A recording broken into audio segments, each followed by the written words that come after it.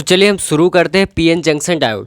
Basically ये हमारी 5th unit के लगभग ये लास्ट वीडियो होने वाला है, क्योंकि इस वीडियो में हम पीएन जंक्शन डायोड, इसके अलावा कैरेक्टरिस्टिक, वीआई कैरेक्टरिस्टिक मतलब वोल्टेज और करंट के बीच का ग्राफ, एंड इसके बाद हम देखने वाले half wave rectifier and full wave rectifier. तो ये लास्ट वीडियो है इस यूनिट का, ठीक है। इसके बाद हम सेकंड यूनिट शुरू करेंगे। तो चलिए हम शुरू करते हैं पीएन जंक्शन डायोड। बेसिकली देखिए पीएन जंक्शन डायोड होता क्या है। देखिए जब पी टाइप सेमीकंडक्टर और एन टाइप सेमीकंडक्टर कंबाइन हो जाते हैं, तो जब वो कंबाइन होते हैं तो जो उनके बीच में कंबाइन होने के लिए जो सेपरेट लेयर होती है वो हमारा होता है पीएन जंक्शन, और जो दोनों मिलके बनाते हैं उसको बोलते हैं पीएन जंक्शन डायोड, क्योंकि वो डायोड होता है जिसमें पी प्लस यानी होल, एन नेगेटिव यानी माइनस। इस तरीके से हमारे सेमीकंडक्टर होते हैं, बिकॉज पी में होल होते हैं जो कि पॉजिटिव होते हैं, और एन में क्या होते हैं, नेगेटिव चार्ज होते हैं, है ना। तो इस तरीके से हमारा बन जाता है PN junction diode. If p-type and n-type semiconductor are taken separately, they are of little use in actual practical. If we join a piece of p-type semiconductor to a piece of n-type semiconductor such that the crystal structure remains continuous at the boundary as depicted in below, a p-n junction is formed, which is a very useful device. Such as the p-n junction diode is known as the semiconductor diode, p-n junction diode और simply a crystal diode. इसको crystal diode भी बोलते हैं, और वही बात है जो मैंने आपको बताया, ठीक है। अब देखते हैं हम यहाँ पे, लेकिन ये है हमारा पी टाइप सेमीकंडक्टर, ये है एन टाइप सेमीकंडक्टर। जब दोनों को हमने कंबाइन कर दिया तो ये हमारा बन गया डायोड, मतलब पी एन जंक्शन डायोड। किस तरीके से फॉरवर्ड बायस होता है, किस तरीके से रिवर्स बायस होता है, हम दोनों देखेंगे। तो सर्किट सिंबल में हम इस तरीके से इसको रिप्रेजेंट करते हैं, एंड ग्राफिकल सिंबल में हम इस तरीके से इसको रिप्रेजेंट करते हैं, जहाँ पे हमारे ये पी होता है, ये एन होता है, ठीक है। ये पॉजिटिव, ये नेगेटिव, इसको एनोड बोलते हैं, इसको कैथोड बोलते हैं, ठीक है। The arrow of the graphical symbols indicates the direction of the conventional current, ठीक है। जो एरो होते हैं वो क्या करता है, कन्वेंशनल करंट की डायरेक्शन को शो करता है। Flow when the diode is forward biased from the positive terminals through the device to the negative terminals, ठीक है। तो क्या होता है, पॉजिटिव टू नेगेटिव, ये करंट के फ्लो को बताता है ना। The P side of the diode is always the positive terminal for forward bias. For forward bias में क्या होता है, जो पी टाइप होता है वो प्लस से जुड़ा रहता है, जिसको हम एनोड बोलते हैं, ठीक है। और जो एन टाइप रहता है वो नेगेटिव से जुड़ा रहता है, जिसको हम कैथोड बोलते हैं, ठीक है। The N type is known as the cathode and is the negative terminals when the device is forward bias, ठीक है। अब देखते हैं यहाँ पे हम पीएन जंक्शन फॉरवर्ड डायोड में क्या होता है। लाइक यहाँ पे देखो पी टाइप सेमीकंडक्टर है, एन टाइप सेमीकंडक्टर है, ठीक है। अब इसके बीच में ये जब ज्वाइन होंगे तो क्या होगा, यहाँ पे एक लेयर बन जाएगी। लाइक यहाँ पे नेगेटिव है ना, और यहाँ पे ये पॉजिटिव है, ये होल है। तो ये क्या करेंगे, नेगेटिव को अपनी तरफ अट्रैक्ट करेंगे, तो इस तरफ ये नेगेटिव आ गए और इस तरफ ये पॉजिटिव आ गए, इस तरीके से, ठीक है। अब आपको पता है अगर हमने फॉरवर्ड है, दैट मीन्स हमने बैटरी के पॉजिटिव टर्मिनल को पी से कनेक्ट किया है ना, पी साइड से, और जो नेगेटिव टर्मिनल है उसको एन साइड से कनेक्ट कर दिया है। अब इस कंडीशन में क्या होगा, करंट क्या होगा, इस डायरेक्शन में फ्लो होगा, मतलब एनोड से कैथोड की तरफ। अब यहाँ पे देखो, यहाँ पे पॉजिटिव है और यहाँ पे भी पॉजिटिव है, मतलब इसमें क्या है, पॉजिटिव होल है ना, और यहाँ पे भी पॉजिटिव करंट जा रहा है।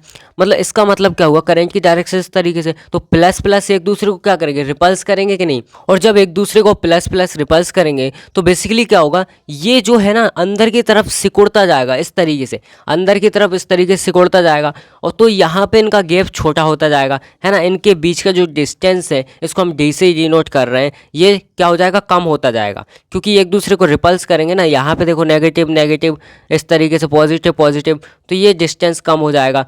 इसमें क्या होगा, करंट फ्लो होगा, ठीक है। अब देखते हैं आगे। Connected anode positive with respect to cathode, initial depletion region wild with decrease with and the increase in voltage, ठीक है ना। और यहाँ पे देखते हैं, यहाँ पे क्या लिखा है, if the forward voltage is greater than the potential barrier, the PN junction depletion region disappear and after that current will start to increase. So basically क्या है, देखो जैसे जैसे करके जो हमारा पोटेंशियल बैरियर है, जब करंट वहाँ तक जाएगा पोटेंशियल बैरियर तक, उसको जैसे ही पार करेगा तो करंट फ्लो होना चालू हो जाएगा कि नहीं, है ना। तो वही बात बोली गई यहाँ पे। ये रहा कैरेक्टरिस्टिक मतलब ग्राफ, ये हमारा फॉरवर्ड करंट, ये फॉरवर्ड वोल्टेज हो गया। और यहाँ पे देखो इस तरीके से यहाँ तक गया, ये हमारा पोटेंशियल बैरियर है। फिर इसके बाद फ्लो हो गया कि नहीं, ऊपर फ्लो चालू हो गया। दैट मीन्स जो जहाँ से फ्लो होना चालू हुआ वो हमारा हो जाएगा नी वोल्टेज, उसको बोलेंगे नी वोल्टेज। और जहाँ तक ये फ्लो नहीं हुआ इतना डिस्टेंस हमारा हो जाएगा पोटेंशियल बैरियर, जिसको हम बोलेंगे पोटेंशियल बैरियर, ठीक है, इन फॉरवर्ड बायस में। अब यहाँ पे देखते हैं हमारा रिवर्स बायस में क्या होगा। So PN junction diode in reverse bias, P type semiconductor N type semiconductor दोनों कंबाइन हो जाएंगे। अब इसको हमने नेगेटिव टर्मिनल से कनेक्ट किया है ना, एनोड को, और कैथोड वाले को पॉजिटिव टर्मिनल से कनेक्ट कर दिया। अब बेसिकली क्या होगा, ये यहाँ पे पॉजिटिव है, होल है, यहाँ पे नेगेटिव है, तो ये इसको अपनी तरफ अट्रैक्ट करेगा।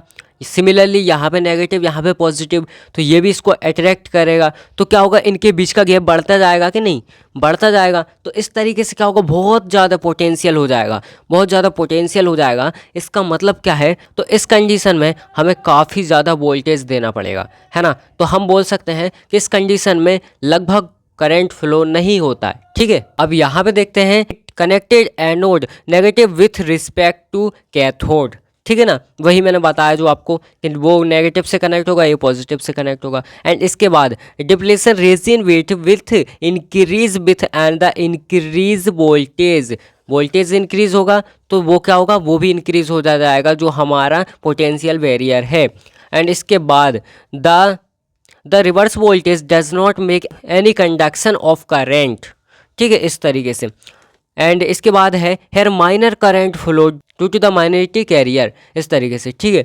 And after the break down voltage a current flow through the diode which may damage the PN junction. अब बेसिकली क्या है, जब हमारा जो पोटेंशियल बैरियर है उससे ज़्यादा करंट फ्लो हो जाएगा तो वो क्या करेगा, जो हमारा पीएन जंक्शन डायोड है उसको क्या कर देगा, डैमेज कर देगा पीएन जंक्शन को। तो इस तरीके से हमारा ग्राफ होगा, लाइक ये फॉरवर्ड ये बैकवर्ड होगा, ये भी बैकवर्ड होगा, है ना, बैकवर्ड डायरेक्शन में होगा। अब यहाँ पे ये ब्रेक डाउन होगा, लाइक यहाँ पे यहाँ तक तो हमारा सिमिलर है, कोई चेंज नहीं आ रहा, यहाँ तक कोई चेंज नहीं आ रहा। माइक्रो एम्पियर यहाँ पे करंट फ्लो हो रहा था, लाइक 10⁻⁻⁶ इस तरीके से। एंड इसके बाद जैसे ये ब्रेक डाउन करेगा तो हमारा 10⁻³ वोल्टेज क्या हो जाएगा, फ्लो होने लगेगा, ठीक है। तो हमारा 10⁻³ वोल्टेज फ्लो होने लगेगा इस तरीके से। तो हमारे ये ग्राफ हो गया। अब देखते हैं यहाँ पे हम कॉम्बिनेशन जो कि हमारा है PN junction diode VI characteristic, ठीक है। तो यहाँ पे देखो हमने दोनों को कंबाइन कर दिया कि नहीं, लाइक हमारी एक्सेस हो गई, है ना। ये जो हमारा करंट का ग्राफ हो गया, ये यहाँ पे करंट हो गया, यहाँ पे हमारा वोल्टेज हो गया, ठीक है। इतना देखे तो हमारा फॉरवर्ड का हो गया, ये हमारा रिवर्स का हो गया, ठीक है, रिवर्स बायस का हो गया। हमने बता दिया ये हमारा बैरियर होगा, यहाँ तक फ्लो नहीं हो रहा है। यहाँ 0.7 वोल्टेज, अगर यहाँ पे सिलिकॉन सेमीकंडक्टर है तो उसका 0.7 वोल्टेज क्या होता है, बैरियर वोल्टेज होता है, उसके बाद ही फ्लो होने लगता है। तो उसको जो फ्लो होगा जहाँ से उसको बोलेंगे हम नी वोल्टेज, इतना समझ में आ गया। और यहाँ पे जो ब्रेक डाउन होगा, यहाँ पे ब्रेक डाउन वोल्टेज हो जाएगा लाइक इस डायरेक्शन में, फिर इसके बाद फ्लो होने लगेगा जो कि माइक्रो एम्पियर में फ्लो होगा, ठीक है ना। यह हमारा हो गया रिवर्स बायस। तो इस तरीके से हमारा ग्राफ रिप्रेजेंटेशन हो जाएगा दोनों का। अब यहाँ पे आप ये भी बना सकते हो, लाइक इसको मेज़र करने के लिए हम यहाँ पे वोल्ट मीटर लगा लेते हैं, ठीक है, इस तरीके से। एंड यहाँ पे हमारा P और N इस तरीके से लगा होता है हमारा डायोड। यहाँ पे हमारा अमीटर लगा होता है जो कि हमारे वो करंट को मेज़र करता है, ठीक है, इस तरीके से। ये क्या होता है, रियोस्टेट होता है, जो कि क्या करता है, हम इसको अपने हिसाब से मैनेज करते रहते हैं। मैनेज का मतलब है करंट, मतलब वोल्टेज कम करना है, ज़्यादा करना है, इस तरीके से हम इसको मैनेज करते हैं, ठीक है। और यहाँ पे आप प्लस लगा सकते हो, माइनस लगा सकते हो, आप इसको डबल भी बना सकते हो, लाइक एक बार प्लस में बना के बता दो, एक बार माइनस में बना के बता दो। तो इस तरीके से अगर आया तो आपको थोड़ा बहुत समझा देना है अपने ओन वर्ड्स में और इस तरीके से इसको रिप्रेजेंट कर देना है। अब देखते हैं हमारा रेक्टिफायर क्या होता है। सो बेसिकली रेक्टिफायर क्या होता है, मैं सिंपल सा आपको बता दूं। रेक्टिफायर का एक ही काम है, एसी को डीसी में कन्वर्ट करना, क्या, एसी करंट को डीसी में कन्वर्ट करना। अब लाइक एसी करंट आपको पता है कुछ इस वे में फ्लो होता है ना, सिनुसॉइडल फॉर्म में। लाइक यहाँ पे क्या होता है, ऊपर जाता है नीचे आता है, मतलब क्या होता है प्लस माइनस। इसकी फ्रिक्वेंसी 50 हर्ट्ज होती है। क्या होती है, 50 हर्ट्ज होती है इस तरीके से, है ना। तो हमारा क्या होगा, रेक्टिफायर। अब हमें क्या करना है, हमें इसको डीसी में कन्वर्ट करना है, एसी को डीसी में।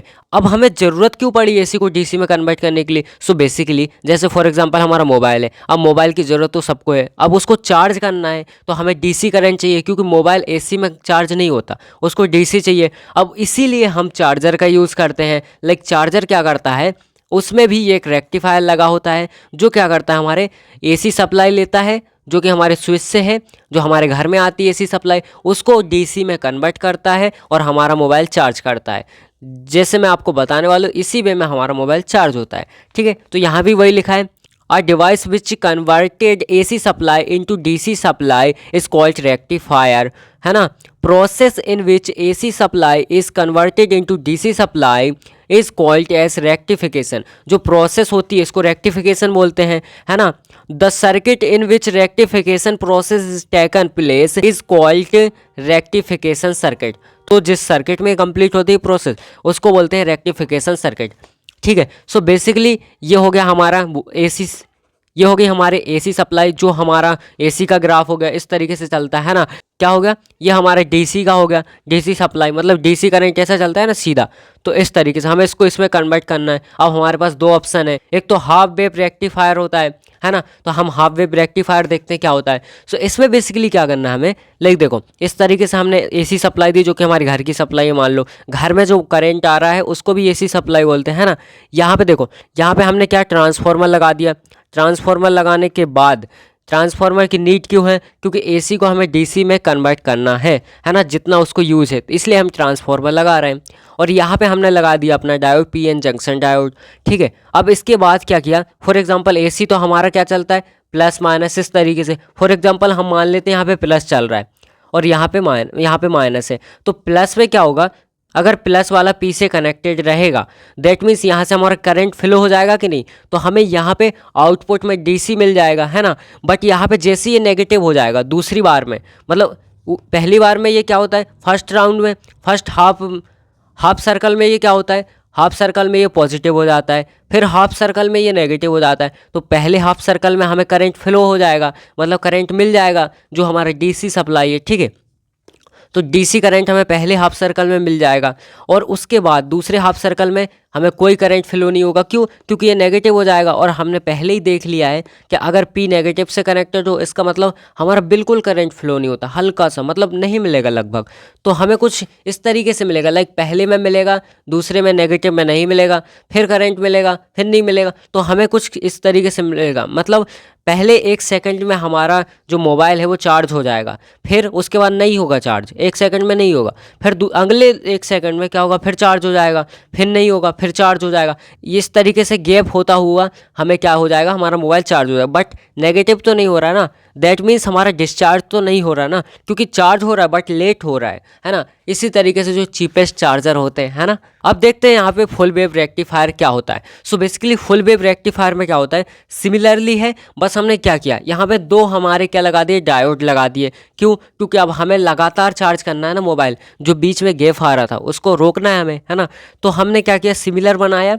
ठीक है, इस तरीके से। अब बेसिकली क्या होगा, फॉर एग्जांपल मैं अगर यहाँ पे जैसे हमारे यहाँ पे पॉजिटिव टर्मिनल को इससे कनेक्ट कर दूँ, मतलब पॉजिटिव जो एसी सप्लाई पॉजिटिव में है, मान लो पहली बार है हम मानते पॉजिटिव में है, तो ये पॉजिटिव टर्मिनल से कनेक्टेड रहेगा, मतलब यहाँ से इस तरीके से फ्लो होगा। बट यहाँ पे तो एन लगा है, दैट मीन्स नेगेटिव, तो ये करंट को फ्लो होने नहीं देगा। इसका मतलब है हमें डीसी सप्लाई नहीं मिलेगी। तो अब हमें क्या करना है, इसको जस्ट थोड़ा सा हम अपडेट करेंगे, लाइक कुछ इस तरीके से। अब हमने क्या किया, इसको हटा दिया, जो हमारा ये था, हमारा आउटपुट जहाँ से मिल रहा था इसको हटा दिया और इस तरीके से लगाया, लाइक इस तरीके से हमने यहाँ पे लगा दिया और इस तरीके से इसको, अब मैंने बताया था आपको, जब कोई वायर दूसरे वायर को क्रॉस करता है तो हम इस तरीके से बना देते और यहाँ पे आके इस तरीके से हमने इसको कनेक्ट कर दिया। अब बेसिकली इस कंडीशन में क्या होगा, लाइक फॉर एग्जांपल हमने पहली बार में प्लस और माइनस दिया। ठीक है, प्लस और माइनस, मतलब यहाँ से करंट फ्लो हुआ, यहाँ से फ्लो हुआ।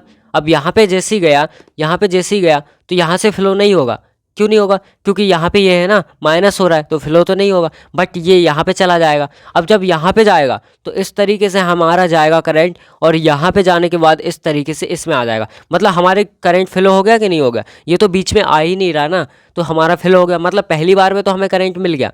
अब देखते हैं नेगेटिव में मिलता है कि नहीं।